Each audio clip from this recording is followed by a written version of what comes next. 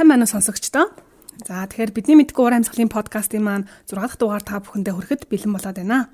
Энэ удаагийн дугаараар хөтлөгч Амин Зул миний бие зочин оролцогчоор уур амьсгалын өөрчлөлтийн судалгаа хамтын ажиллагааны төвийн ахлах мэргэжилтэн Б Амар туяа оролцож байна.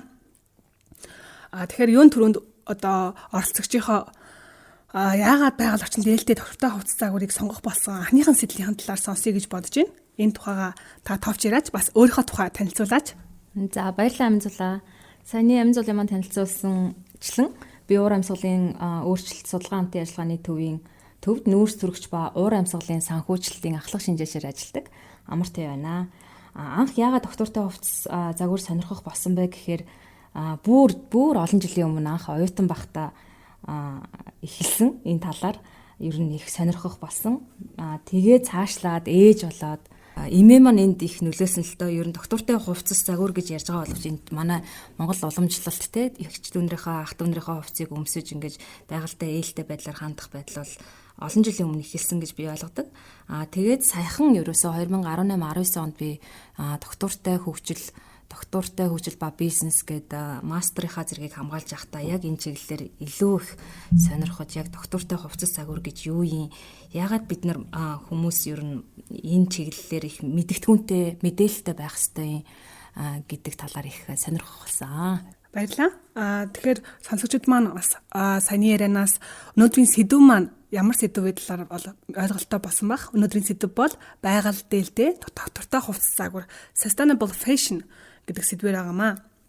Тэгэхээр энэ товч танилцуулга хэлэхэд болохоор ерөнхийдөө нөгөө McKinsey-гийн судалгаагаар загварын салбар болохоор 2018 оны байдлаар 2.1 тэрбум тонн CO2 нүүрс хүчлийнхii ялгаруулдаг бөгөөд энэ нь болохоор дэлхийн нийт ялгаруулж байгаа хүлэмжийн 4% бол эзэлдэг юм байна. Тэгээд 2015 онд болохоор баталсан Парисын хилзээрээр дэлхийн дундаж температурыг 1.5 градуст барих зорилтыг ингээд төвшүүлсэн байгаа. Тэгээд энэний тулд болохоор загварын салбар хүлэмжийн ялгаруулаа бол цааш нь дахиад 1.1 тэрбум тонн CO2 буюу нүүрс хүчлийн хийх хүртэл хязгаарлах тийм шаардлага тулгарч байгаа гэсэн товч мэдээллийг бол нэг бэлтлээ. За тэгээд одоо шууд үндсэн асуултандаа ороод явъя. Тэгэхээр Амар асуух нь болохоор доктортой хувцас загвар буюу sustainable fashion гэдэг нь одоо яг тодорхойлбол юу гэж тодорхойлох вэ? За баярлалаа. Саяны Амин Зулын маань хэлсэнчлэн одоо доктортой хувцас фэшн индустрийн буюу одоо энэ үйлдвэрлэл 2.1 тэрбум тонн те хүлэмжийг ялгаруулж байгаа юм байна. Энийг 2030 он гэхэд 1.1 тэрбум буюу баг 2 дахин багасгах гэсэн юм зорилттой байгаа их том индустрилтэй. Яг энэ доктортой хувцас фэшн гэдэг маань хувцас загвар гэдэг маань яг юу вэ гэхээр маш энгийнээр ганцхан өгүүлбэрээр ерөөсөө хэлье гэж бодлоо.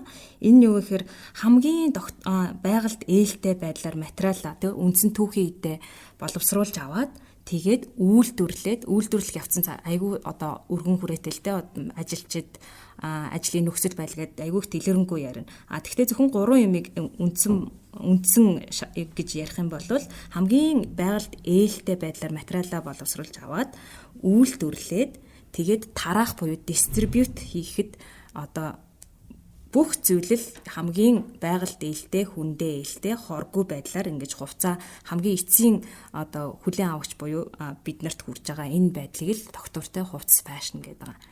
Энэ гурав маань одоо боловсруулах явцтай, үйлдвэрлэх явц manufacture, тараах явц буюу distribute энэ гурав маань цаашаа маш дэлгэрэнгүй ойлголт тус тусдаа. Тийм. Тэгээд түрүүнд чиний хэлсэнчлэн одоо энэ хувцас загварын индустрийн нийт хүлэмжийн 4% эзэлж байна гэж ярьсан.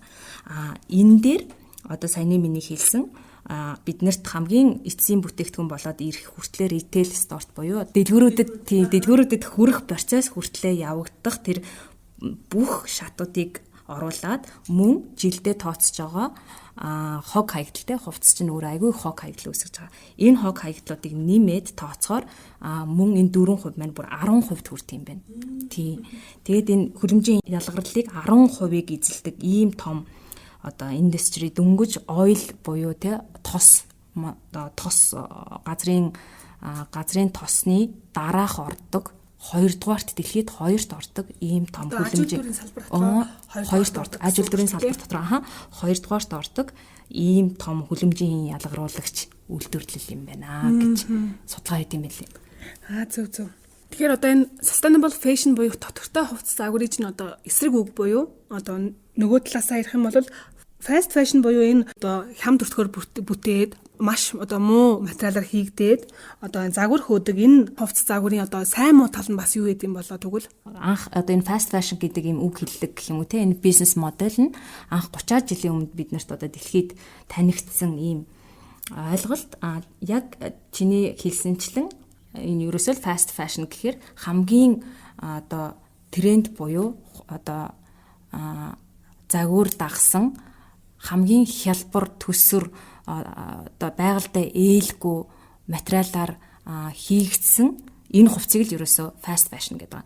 Энэ ч байгальтай өөрөө ээлгүй хамгийн тэр муу материалаар хамгийн хурдан хугацаанд хийж яана гэдэг чинь одоо хэрэглэгчид бид нар хүнд ч гэсэн маш муугаар нөлөөлж байгаа. Хүний арьс чинь хүний биеийн хамгийн том эргэтэн гэж ярьдаг ш тэ. Тэгэхээр хамгийн том эргэтнээ энэ муу материалаар хийгдсэн буюу мөн тэр одоо хийж байгаа хувцсан дээр нь ажилдаг тэр хүмүүсийн одоо хөдөлмөрийг мүлдсэн гэж ойлгож болно. Тийм л одоо болохгүй зүйлээр хийгдсэн хувцсыг бид нар өмсөд байна л гэсэн үг. Энэ fast fashion буюу энэ хямд төсөр материалаар хийгдэж байгаа хямд загварын хувцас гэх юм уу одоо юу гэж орчуулах юм те. Тийм. Тэгжэл одоо маш энгийнээр. Зөв. Одоо яг fast fashion буюу энэ төрлийн хувцсууд маань одоо ямар брэнд ер нь голчилж байдгийг одоо та сонсогчдод маань бас мэдээлэл гол дурдвал те. Түрүүнд яг бас дурдсанчлан те. Ерөөсөө одоо бидний хамгийн сайн мэдих H&M, Zara, тэгэл Uniqlo, Old Navy гэд энэ одоо зүгээр нэг толгойдоо бодож байгаа хэдэн брэндүүдийг хэлэхэд эднэр бол хамгийн fast fashion-ы одоо тэргүүлэгч одоо брэндүүд гэж ярьдаг. Түүнчлэн бас одоо нэр нь байхгүй те Zara, Uniqlo гэсэн нэр нь байхгүй одоо бидний сайн мэдих ялангуяа монголчуудын хар зах дээр байдаг те тэр хувцас одоо загварууд Бангладеш одоо Хятад тэгэл Индонезид хийгдэж байгаа бүх тэр одоо хамгийн хямд төсвөр материалаар хийгдэж байгаа болон тэр хийж байгаа хүмүүсээ үнэлэхгүй хамгийн бага цалингийн өгөхгүй тэгж ажилуулж байгаа одоо байдлыг л fast fashion буюу одоо бид нар одоо яг бид нар дэлхийн нийтээрээ энийг анхаарал хандуулж байгаа хүмүүс болон яг энэ индустрийн хүмүүс маш ихээр эсэргүүцээд эхэлсэн байгаа юм байлээ. Тийм. Тэгээд ахад бас нэмээд хэлэхэд нөгөө нэг одоо sustainable development goal буюу тогтвортой хөгжлийн бодлого те одоо зорилгоодын бараг 6-7 зорилтуудыг энэ fast fashion буюу энэ одоо хямд төсвөр материалаар хийгддэг энэ хувцас загвар ерөөсөө тэр чигт нь ерөөсөө даахгүй эвдэж байгаа яг үнэ те эвдэж байгаа. Тэр нь юу гэхээр одоо тогтвортой хөгжлийн 17 зорилтын маань нэг болох no poverty буюу ядуурлыг зогсоох те ядуурлыг зогсоох. Хоёрдугаарт нь zero hunger гэж ярьдаг шүү дээ. Үсгэлэн тэглэх бид нар дэлхийн нийтээрээ. Тэгээл good health well-being буюу эрүүл мэнд сайн сайхан байх. Тэгээл clean water буюу sanitation те цэвэр ус ба эрүүл ахуй. Тэгээд decent work те тэр нь одоо хүмүүст зохистой ажил, эдийн засгийн өсөлтийг нэмэгдүүлэхэд зохистой ажилтыг олгох. Responsible consumption буюу одоо хариуцлагатай худалдан авалт гэх зэрэг 17 зорилтын 6-7 энэ зорилтыг одоо ерөөсөө даахгүй, даган мөрдөхгүй одоо байж байгаа маш буруу үйл ажиллагаа явуулж байгаа юм индустрийн нэг хэсэг. Тэгээ үүнд нь ч гэсэн нөгөө уур амьсгалын өөрчлөлтийг харуулах буюу нөгөө 13 дахь зорилт бас гарч байгаа тийм. Climate action яг үнэ. За тийм баг. Тэгэхээр миний бас нэг уншснаар болохоор ингэсэн байсан. Одоо энэ fast fashion чи таны хэлснээр 30 жилийн өмнө ингээд үүссэн гэж байгаа шүү дээ, тий. Анх болохоор нөгөө загварын шоу ингээд хийж эхэлсэн үеэс хойш ингээд үүсээд тэгээд нөгөө загварын шоу ингээд хийгдэх болгонд одоо хийгдэж явсаар агаад одоо давтамж нь айгүй ойртоод ирэнгүүт одоо ялангуяа энэ fast fashion хувцснууд болохоор 7 хоногоор ингээд загвараа шинжилдэг, тий. Тэр болгондоо бид нар одоо ингээд хүмүүс тэрийг дагдаг ч юм уу, тий. Тэр болгонд хүмүүс тэр шинэ хувцсыг авдаг. Тийм юм гарсан гэж ол уншсан. Яг үнэ. Тий. Одоо энэ нэг хамгийн одоо бидний хамгийн хүүхд залуучуудаа ойлгуулах гад хичээд байгаа юм нь юу вэ гэхээр ерөөсөө им fast fashion эсэргүүцэх хамгийн гол шалтгаануудын нэг нь мэдээж байгууллагыг хайрлах, хоёрдугаарт одоо хүн бүхэн ижил тэгш одоо ажил хөдөлмөрөөр эрхэлснийхаа төлөө цалин хүсээ авах хэрэгтэй тий. Энд одоо хувь нэмрээ хэрвээ тэрийг нь эсрэг одоо дагаж мөрдөхгүй үйл ажиллагаа явуулж байгаа компаниуд ах юм бол тэрийг нь бид нэр дэмжихгүй байх тий. Бидний одоо дуу хоолой айгүй их энэ сошиал медиа хөгжснөөр одоо их хүмүүст хүрдэг болоод байна шүү дээ тий. Тийм болохоор би нэг юу яа нэг сонирхолтой ч гэх юм уу нэг юм фактууд хэлээ л да. Тий. Fashion буюу ингээл хувцас загвар индастри гэж яриад байна. 80 тэрбум хувцас нэг жилд ерөөсө дэлхийд дахина үйлдвэрлэлт юм байлээ. 80 тэрбум гэдэг бол бүр асар их тоо гац тий. Тэгээд хүмүүст ингээд судалгаа хийсэн юм байна л да. Тэнгүүд хүмүүс нэг хувцаа зарим нь бүр огт өмсгүйч хүн байж ингээд аваад ингээд өглөгчин тий. Зарим нь ингээд тайвтайгаа байж л байдаг. Одоо тэгэнгүүт зарим нь айгүй их өмсдөг. Одоо 10, 20, 30 удаа өмсдөг. Энийг статистикээр тоо гаргасан чинь нэг хүн дунджаар нэг хувцаа 7 удаа л өмсдөг юм билээ. Хаяхынхаа өмнө. Тий. Тэгээд тэр дундаа эмэгтэй хүмүүс одоо нийт хувцастай байлаа гэж бодъё л одоо чи жишээ нь 10 хувцастай гэж бодъё тий. Тэнгүүд тэр 10 хувцсынхаа ерөөсө 20-30% нь огт өмсдөггүй. Бүр ерөөсө өмсдөггүй. Тий. Тэгэхээр чи одоо нэг 10 хувцсынхаа нэг 7-гийн л өмсөд нөгөө 3 нь бол ингээл байж л ийн гэсэн үг тий. Ямар шаардлагагүй бид нар худалдан авалт хийд юм бэ. Тэгээд ингэснээр одоо маш олон хог хаягдал гарна штэ тий. Тэгэнгүүт одоо бас нэг судалгаа сонирхолтой судалгаа Америкт хийсэн судалгаа илээ. Нэг хүн ойролцоогоор 35 хил хувцас одоо хаягдал болгож идэг. Нэг жилд нэг хүн ойролцоогоор 35 хил хувцсыг зүгээр л хаягдал болгож идэг. Тийм. Тэгээд төрөний хоёулангийн хамгийн ихний ярьсан энэ олон хаягдал одоо энэ олон үр ашиггүй худалдан авалтууд нөгөө 10% чинь нөлөөлөд байгаа штэ тий. Тийм нөгөө хүлэмжийн одоо ялгарл үүсгэж байгаа 10% маань энэ мэтчлэнгээр бид нар хувь хүн ингээд нөлөөлөд гэх юм уу те контрибьют үзүүлээд байгаа юм байлээ. Тэгээд цаашаа хойлоо өшөө жоохон дэлгэрэнгүй ярих бах. Яг энэ fast fashion чиглэлээр авах юм бол ерөөсөө л хүн хамгийн түрүүнд байгаль орчноо л бодох ёстой. Хоёрдугаарт тэр тухайн хувцсыг хийж байгаа одоо ажилчдыг бодох ёстой. Тэгээд бодоод эхлэхээр чинь ерөөсөө худалдан авалт би үнэхээр хийх шаардлагатай юу гэж бодоод эхэлнэ л дээ. Цаашдаа хоёлаа өшөө жоохон дэлгэрүүлэх бах тийм ээ. Зөв. За тэгэхээр ер нь fast fashion бол тиймэрхүү одоо тренд дагсан хямд төсрөөлтгөөр бүтсэн хувцас бол тиймэрхүү фактуудтай тийм байна. За тэгвэл байгаль дээлтэй доктортой хувцас эсрэгээрээ ер нь одоо эрэг талууд бол мэдээж олон байгаа. Түүнээс гадна ямар сөрөг тал байд юм болов? Наад өстэй гоё асуулт байна. Яг үнэ одоо тэнгууд энэ ойлголтыг ингээд мэддэг гадралдаг хүмүүс бас байгаа тий. Одоо би fast fashion одоо эсрэгүүцнэ. Би нэг хувцас олон жил өмснөө. Эсвэл худалдан авах шаардлагагүй тохиолдолд би худалдан авалт хийхгүй. Би ах дүүгийнхээ хувцсыг өмсчих болно. Гэх мэтчлэнгээр ингээ ойлголттой хүмүүс нь зарим тохиолдолд бас жоохон дутуу ойлголттой юм билээ.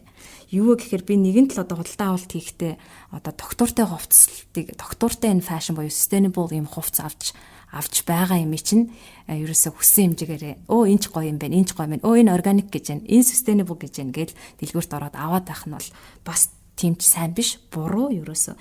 Яагаад гэвэл бас нэг жишээ нөгөө статистик мэдээ хэлэхэд тэр хөвөн давуу гэд байдаг штэ тий cotton хөвөн давууг одоо хамгийн одоо зөв аргаар нь боловсруулад авахд 20,000 литр усыг зарцуулт юм байна.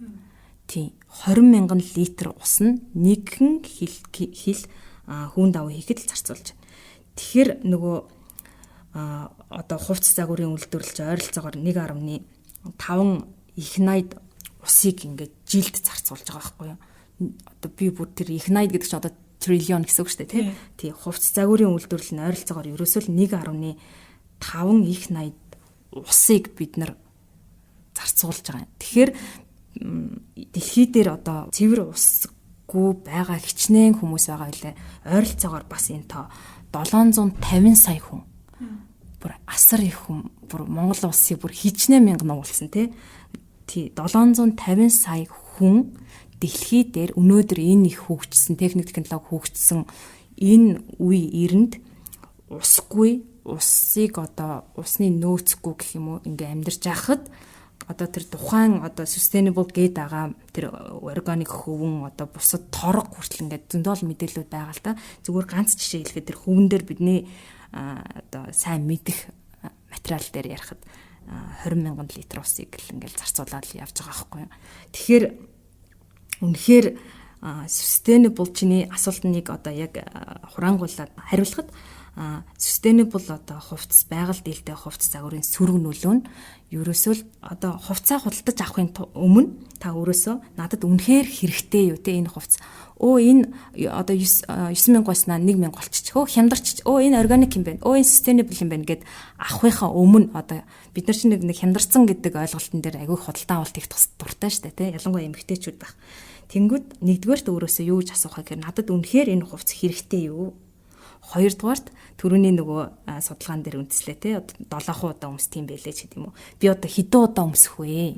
За хэрэгтэй юу гингүүд хэрэгтэй гэдэг асуулт өөрөөсөө хариулт авчлаа. Тэнгүүд цаашаа хоёрдугаарт би одоо энэ үцийг хэдэн удаа өмсөх бол гингүүд за хэдэн удаа өмсөх юм байна гэж ахаад нэг өөрөөсөө хариулт авчлаа.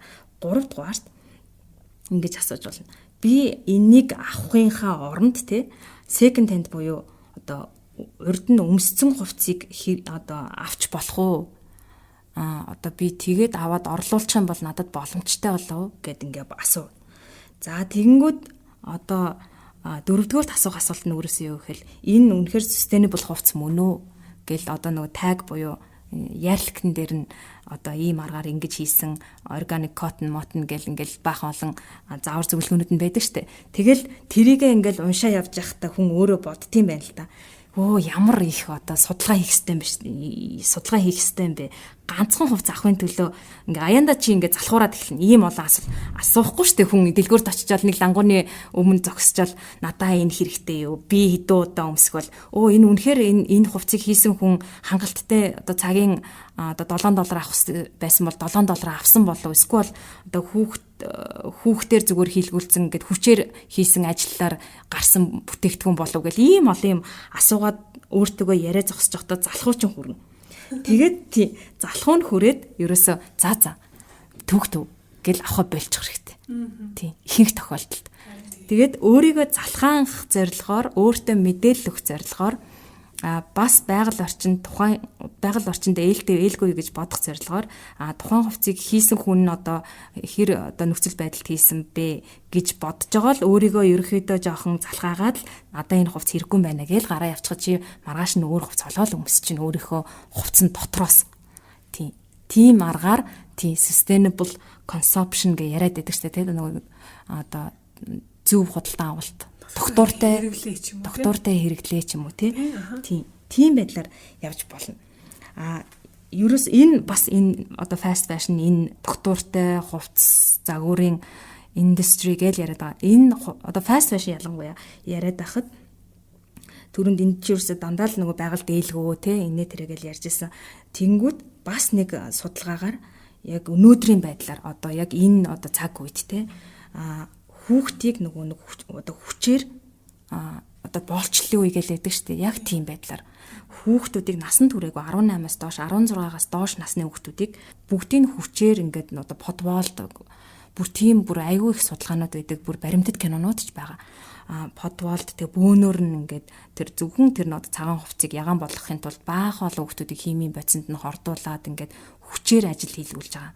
Тэгээд тэр нь өштэй багцаагаар одоогийн энэ нэрэн үед 168 сая хүүхэд буюу насан туршаагүй хүүхэд одоо энэ индустрид боолчлогдож ажиллаж байгаа юм бэлээ. 168 сая насан туршаагүй хүүхэд зөвхөн бидний одоо нэг 5,000-ын подолк гэл энэ подолк гэж хийхийн төлөө эцэг ихээсээ хол их муу нөхцөлд тэгээ уушгин хортой нөхцөлд ингээл ойролцоогоор 7 хоногт 96 цаг ажиллаж. 7 хоногт бид нар чинь 40 цаг ажиллах гэж яадаг үлээ. Тэгээ бас хүссэн цалин гаахгүй зүгээр боолчлоор 96 цагт ингэж ажиллаж байгаа хүүхдүүдийн хүч хөдөлмөрөөр энэ хувцас гарч байгаа шүү гэдгийг л бодохоор аяанда чи бодлож аммааргүй санагдав. Техник эксэлтэй шингэтэл ингээд ойлгох тийм энэ мэдээллийг бас сонсохоор Яг үнэ. Яг үнэ тэр талаар ингээд бас нэрээ юу илээ гэж бодогдох баг. Тийм яг үнэ. Хэдийгээр мартчихсан л та энэ чинь ингээл нэг удаа сонсоод мартчихдаг те бид нар сквал тоодоггүй. Яг хөө тэгэхээр нөгөө түрүүний яг миний хэлсэн яг авахынхаа өмнө ийм олон юм бодоол зогсохоор цацад төвөгдөв. Сквал дараа нь очиж өөр дараа нь өөр юм авъя ч гэдэг юм уу. Нэг тэрүүхэн дэндээ нэг худалдан авах сэдэлтэй байхгүй болгочих. Одоо би та нарт нэг юм юу өгөөд байна л та. Тийм байна. Тий. Бас нэг юм арга өгөөд байна шүү дээ. Одоо нөгөө энэ болохоор яг зүгээр эмэгтэй хүмүүс айгүй худалдаа авалт гэдэг. Тэгэхээр ингээд яг нөгөө тухайн мөчтөө моменттой ингээд вау энэ ямар гоё юм бэ энийг авъя гэснээсээ илүү тэрийг харчаад гэртээ хараад тэгээд ингээд унтаад тэгж яах мөчүүдэд ингээд тэр хувцс нүдэнд чинь харагдаад ингээд те өмссөн байгаа юм шиг төсөөлөөд ингээд зүүдэнд чинь ороод ингээд ах юм бол маргааш нь очиж аав гэдэг. Тухайн өдрөө ерөөсө тэр хувцсыг харсан өдрөө авч болохгүй гэдэг бас нэг тийм арга байт юм билэ. Яг үнэ. Тий. Одоо хоёулаа ч бол ингээл уурын цуглын чиглэлээр ажиллаж байгаа шүү дээ тий. Тэгэл одоо аль болохоор л өөрийнхөө футпринтийг багасгах тий. Одоо нүүрс хүчлийн хийгээ багасгахын хувь хүнийхээ үед ингээд монголчууд ялангуяа хүүтэн газар амьдарч байгаа болохоор ихэнх хүүхдүүд залуучууд дэлхийд дулаарч ивэл хэрэгтэй ч юм уу тэг гэж ярьдаг. Тэгээд энд бид нар яаж хувь нэмэр оруулахын тэгэл тэр дээрээсээ энэ их хүлэмжийн хийг гаргаж байгаа үйлдвэрлэж байгаа орнууд нь л учраа олно үстэй жишээ нь Америк, Хятад. Тэгээ хувь хүн бүхэн одоо оруулах бол бүрэн боломжтой тий. Жишээ нь гэхэл хоёлаа өнөөдөр зөвхөн хувцс ярьж байгаа болохоор хувцаа л яриа тий. Тухайн одоо ядаж авах ёстой бол тэр нэг sustainable буюу тэр доктортой аргаар бүтээгдсэн материал нь байгаль дээлтэй тухайн хувцаа хийсэн хүмүүс нь зөв цалингаа авсан нааша эрэхтэй одоо дистрибьют буюу те хамгийн сүүл нэг ритейл стортой эрэхтэй зөв аргаар ирсэн те хүлэмжийн хийг одоо маш ихээр ялгаруулдаг машинаар ирээгүй ч юм уу тий тэд нарыг бодоод та хувь нэмрээ оруулж болно л гэсэн. Тэр 96 цагаар ажиллаад байгаа хүүхдүүдийг мүлдсэн хувцсыг авахгүй байна гэдэг чинь бид нар ингээл бөөнөрөө нэг хүн авахгүй байгаа л нилээ идэн авахгүй байгаа л тэгэл цаашлаад бүр айгүй гоёар ботход 100 сая хүн авахгүй байгаа л гэх юм бол нөгөө хувцс чи үйлдвэрлэх ямар шаардлага болчих тий. Хүн авахгүй хувцсыг бид нар үйлдвэрлэе яах вэ? Өөрснөө л одоо шатна шүү дээ. Тийм болохоор бид нар нөгөө нэг худалдан авалт хийхгүйгээр энийг зогсоож болно. Тийм байна. Тэнд сүүлийн хэлсэн point одоо нөгөө яг түгэхтэй одоо дэлгүүрүүдэд очих тэр зардал, замын зардал те хөргөх зардал ялангуяа нөгөө Азийн орнуудад хийж байгаа тэр чинь ингээд бас дамжиж усан онгоцоор ингээд ваганоор ингээд бас өндөө олон шатанд дамжих бах. Тэр талаасаа ер нь бол нөгөө local shopping гэдэг шүү дээ. Нөгөө орон нутгаас аялах худалдаа авалт хийх тэднийг эргээгээ дэмжих те хүнсэн дээрч бай, хувцсан дээрч бай бүхэл зүйл дээр те. Тэгэхээр энэ талаас нь хаад үзвэл Монголд ер нь доктортой хөгжилд ер нь хөгжих боломж бүрэн байгаа юу? Таны бодлоор ер нь Монгол хүмүүсийнхаа сэтгэлгээг те өөрсдийнхөө сэтгэлгээг одоо хувцас загварын сонголтыг яаж өөрчилж те байгаль дээлтэй эргээгээд энэ одоо нүүдэлчин гэх юм уу тухайн үед илүү их бас доктортой одоо аж амьдралтай байсан байх. Тэр одоо хэв маяг руугаа хөгжих боломжтой вэ? Бас их гоё асуулт байна. Монголд ер нь доктортой хувцас загвар хөгжих бол бүрэн боломжтой гэж би бол боддtiin. Сая нөгөө би хэлсэн шүү дээ тий 18 19 онд нөгөө энэ доктортой хөгжил тэгээд бизнес гээд чиглэлээр мастера хийж явахдаа бас нилээдгүй одоо ангиудыг яг энэ хувцас загвар чиглэлээр бизнес гэдэг одоо хугтгундаа үндэслээд авч исэн. Тэгээд Монгол шиг ийм одоо хүн ам цөөтэй одоо 3 гархан сая хүн амтай ийм улсад бүр бусад одоо Америк, Хятад энэ тэр бум гарan одоо хүн амтай улсуудыг бодвол богинохон хугацаанд доктортой хувцас загвар хөгжих маш өргөн боломжтой. Дээрээс нь манай Монголын онцлог те нөгөө чиний сая ярьсан нүүдэлчин арт түмэн бид нар чинь бүр дээр үесэл өөрснөө хонь малныхаа ноосоор эсхийгээ хийгээл бараг л худалдан авалт хийдэггүй байсан гэхэд буруутахгүй хаа. Тэгээд тэгээ бас одоо ингээл зах зээл хөгжөөлтэй 90 оноос хойш их олон худалдаа авалтууд одоо гадны дотны бараанууд их орж ирсэн. Энийг бид нар одоо худалдан авалт хоёр үүднээс харж болно л да. Худалдан авагчдынхаа үүднээс яаж одоо хөгжүүлэхэд нь хувь нэмэр оруулах вэ гэхээр яг түрүүний ахаад нөгөө ярьснуудыгаа базаад хэлэхэд ерөөсөө өөртөө хэрэгтэй хувцас авахгүй байх. Одоо монголчууд маань 1-2 хүүхэдтэй 2-3 4 5 гэл олон хүүхэдтэй айлууд ч байгаа тий. Тэрэнд ерөөсөө ах эгчийнх нь хувцсуудыг өмсүүлээл тий. Монголчууд ч гэхдээ бас нэг юм ойлголт байдаг. Жохон сөрөг ойлголт нь гэх юм уу. Одоо барууны орныхан бол second hand хувцсыг өмсгөхөд бол ямар ч асуудалгүй гэл очил аваад өмсч чинь бүр худалдаж аваад $1-2 гэл тий. Тэнгүүд монголчууд ч хүний буруу энерги одоо шингэсэн ч гэж боддгийм үү. Тэр тал дээр жоохон угаасаа Аз соёлч байж магадгүй жоохон дургу. Харин заавал тэрийн чи дуртай бол гэдэг ах нь бол хаашаа чи. Тэгтээ хүүхдүүд дээрээ бол энийг хэрэгжүүлэх бүрэн боломжтой. Тийм одоо ах эгчийнх нь хувцсыг өмсгөл би түрүүнд дугасаа чи мэдэн штэ би бол яг тэгдэг. Тийм одоо манай хүү охин хоёртой тэгэхэд манай охин баг эмэгтэй үний говц байхгүй. Тий, энийг бол нэрээ хувь хүн өстой хөгжүүлэх үнэн боломжтой. Гэхдээ нэг ганцхан хүн биш үгүй бөөнөрөө тий ингээд доороосоо эхлээд явуулна гэх юм бол ерөөсөө л би бинийхээ ах эгчийнхээ хувцсыг өмсгөх тэгэл одоо хувцс ярьж байгаа болохоор бас хувцаал яри тэгэл тэр тоглоом ор дир гэл ингээд дандаа ингээд гар дамжуулаад эн чинь бас л Монгол уламжлал яваад байгаа штэ тий. Эн чинь дээр үед манай эмээ өмсдөг одоо ээж өмсдөг байсан гэсэн гэл бид нэр хөөрхөн дээл тэрлэг гэдэр өмсдөг штэ. Тэр чинь бол маш зөв. Энийгээ хөгжүүлэх нэгдүгээрт, хоёрдугаарт нөгөө нэг маш цөөхөн хүн амтай улсад энэ хөгжих бүрэн боломжтой гэснийг хоёрдугаарт нь болохоор дээрээсээ төрийн бодлогоор хөгжүүлэх. Тэр нь юу вэ гэхээр одоо манай зах дээр те одоо энэ одоо бидний мэдх сайн хар захууд байна, сандэ юу ч үлээ. Тэднэр дээр энэ олон одоо саяны миний бит хоёрын ярьж байгаа энэ хэн төсөр аргаар бүтсэн байгаль дийлгүй fast fashion хувь нэмрээ оруулж байгаа хувцсууд маш ихээр зарагддаг те. Эднэрийг төрийн бодлогоор гаднаас орж ирэхин одоо би яг яаж болиулахыг мэдгүй л юм л да. Датуурын нэмэх ч юм уу одоо ёстой төрийн бодлогоороо ингээд зохицуулах бүрэн боломжтой юм билээ. Харин тухайн одоо яг тийм аргаар амьдраад те мөнгө олоод хүүхдүүдэд тижээж байгаа хүмүүсийн одоо ажил амьдралгүй болгох юм бол тэр чинь өөрөө доктортой биш болчих шүү дээ. Тэднэрийг энэ доктортой одоо хөгжлөө доктортой эдийн засгаа Монгол улсынхаа авч үлдэхийн тулд тэднэрт нь чиний түрүүнд хэлсэн нөгөө local business те нөгөө орон нутгийнх нь тийм одоо ийм хөөрхөн аж үйлдвэрүүдийг дэмжиж тухайн хүнийг одоо хийж чаддаг юм ин одоо судалгаа мэдээж хийн л дээ энэ чинь их амархан яриа биш. Яг энэ чиглэл дээр ингэж хувцас одоо зарж байгаа хүмүүс хэд вэ? Эднэр яг юу хүсэж ин гэдэг одоо аюу том судалгаа явуулаад тэгээ би ийм хийж чадна. Би дээл ойн би ийм би ингэж гутал хийдэг те. Эсвэл би зөвхөн зардаг ч юм уу. Тэнгүүд тэднэрийг нь бүгдийн сайхан судалгаа явуулаад тэгээд одоо нөгөө дотоодын үйлдвэрлэлээ дэмжиж тэгээд одоо эмэгтэйчүүд нь хэд вэ, эрэгтэйчүүд нь хэд вэ? Одоо бид нар чинь эмэгтэйчүүдийг оруулсан бизнесийг их дэмждэг шүү дээ, доктортой гэж л ярихад. Тэгээд одоо нөгөө гаднаас оруулж ирж байгаа тэр fast fashion зараад байгаа хувцсыг зараад байгаа хүмүүстээр судалгаа хийгээд тэгэнгүүт тэрэн дээр үндэслээд дотоодынхоо одоо энэ хувцс загварын бизнесийг гэх юм уу те яаж хөгжүүлэх вэ гэдэг мэдээж нэг судалгаа бүхэн шийдэлтэй байдаг шүү дээ. Тэгээд явж болох байхаа гэж би бол харж байна. Ингээ хоёр талтай. Нэг нь болохоор өөрснөөсөө доороосоо ах дүүгийнхаа хувцсыг өмсөд өөрснөө аль болох хувцс хонор авахгүй байх. Монголчууд цөөхөлөө юм чинь айгүй амархан.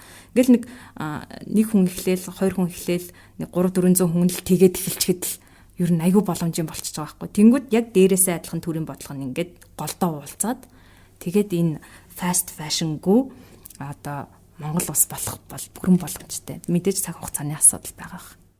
Их гой санаа байна те. Дээрээс доошоо доороос дэшегээд хоёр талаас нь зэрэг явах юм бол бас юм цаг хугацаа хэмнэн те. Илүү одоо бодит бидний гар дээр одоо нүдэн дээр үр дүн гарахад илүү ил байх болов гэж бодож байна.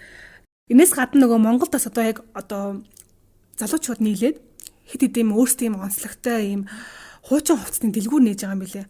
Түнд нь болохоор тойрог, тако гэх мэт тийм одоо зүгээр хувь хүмүүс өөрийнхөө хүсэл одоо сонирхлоор бас яг энэ одоо fast fashion дурггүй те sustainable fashion ч юм уу эсвэл илүү энэ байгальтай аюултай амьдралыг дэмждэг тийм хүмүүст нийлээд одоо ийм дэлгүүрүүд нээсэн билээ. Тэгээ гол үйлчлэгчнэр нь хамгийн сонирхолтой нь дандаа залуучууд байгаа. Хүүхэд залуучууд хуучин хувцсны энерги одоо шингэчин гэдэг одоо яг хөгшин хүмүүс маань бас тэр ярьдаг штэ тий.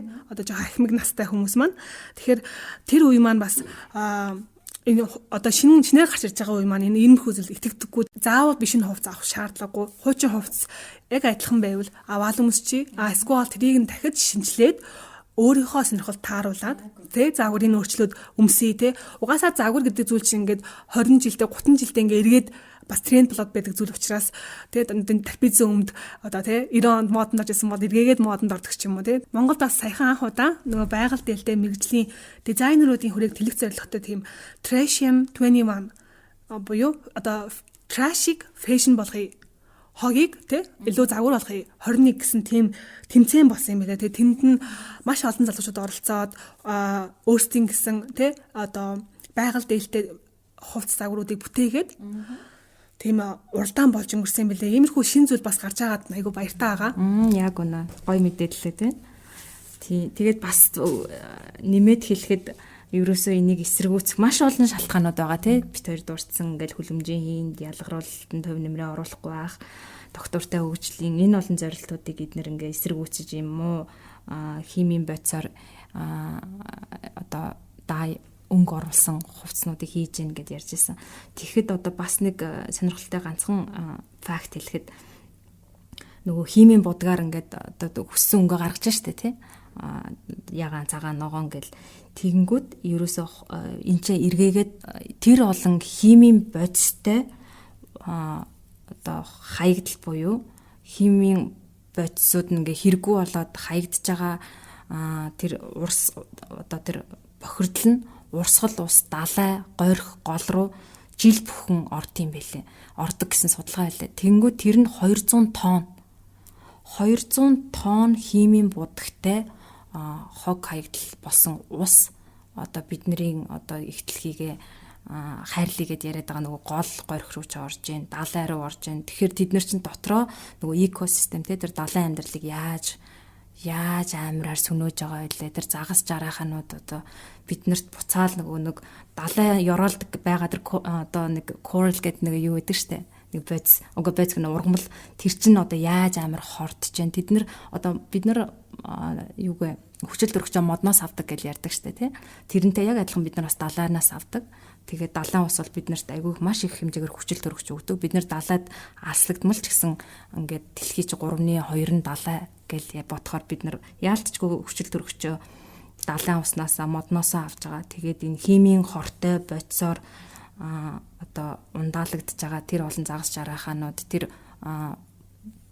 хүчил төрөгчөө ялгаруулж байгаа тэр далаан доор байгаа бод ургамал хүчил төрөгчөө ялгаруулж чадхаа болж байгаа бүр тийм амар судалгаанууд зөндөө би уншижсэн. Тэгээд үнэхээр яг ингээд нүдэрээ хараад баримтат кинонуудыг бас үзэж болно хүүхдүүд. Тийм тэгэхээр өөрөө ирэхгүй л за би энэ төв нэмрээ оруулмааргүй байна л гэж бодно. Тэгэхээр энэ подкастны доор нь бас тэр кинонуудын линкийг одоо юу гэх нэрийг тавиад өгье те. Тэгэхээр бас хүмүүс бас хайгаад сонирхлоороо бас танилцаж унших юм байвал уншаад танилцаад явах баха. За тэгэхээр өнөөдрийн одоо байгаль дэлтэй доктортой хувцас загвар буюу манай подкастын маань 6 дахь дугаар энэ түрээд өндөрлөж байна. Их сонирхолтой яриа өрнүүлсэн амраагчтай баярлалаа. За энэ удаагийн дугаарыг болохоор манай Little Heaven in UB гээд Бяцхан Диваажин Улаанбаатар дахь Бяцхан Диваажин гэсэн ихээхэн онцлогтой ийм кофе шоп цэцгийн дэлгүүр гар урлын дэлгүүр ингээд биднэрт гарын бэлэг өгсөн байгаа. За танд ингээд за баярлалаа. Ямар гоё юм бэ.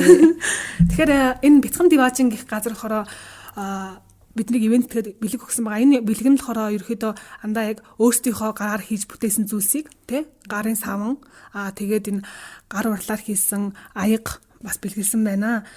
Энэ нь болохоор ер нь Явуу болонгийн цэцэрлэг төрөлнгийн яг урд байрладаг жижигхэн газараа тэгээд кофе шоп, цэцэг, бэлэг дурсгал, керамик студ, органик арьс ажиллагааны бүтээгдэхүүн зэргийг ингээд өөртөө үйлдвэрлээд тэгээд түүнийгээ болохоор ямар ч нөгөө галгар мутанд ашиглахгүйгээр сониндтэй цаасанд боогоод одоо хүмүүс хүргэж тийм одоо үйл ажиллагаагаа эрхэлдэг юм билэ.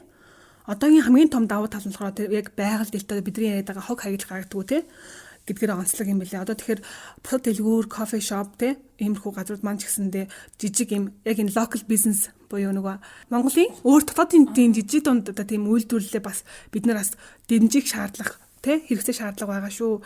Тэгээ энэ нь бас эргээгээд энийгээ дэмжснээр биднэрт ямар ашигтай вэ гэхээр бид нар байгальтаа тодорхой хэмжээнд бага ч гэсэн хувь нэмэр оруулж байгаагаараа одоо онцлог байгаамаа.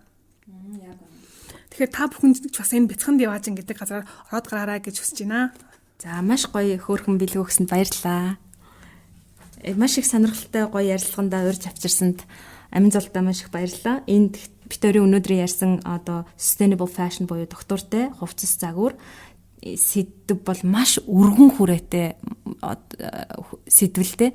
Тэгээд аль болохоор хүнд ойлгомжтой ийм тойм байдлаар ярихыг хичээлээ.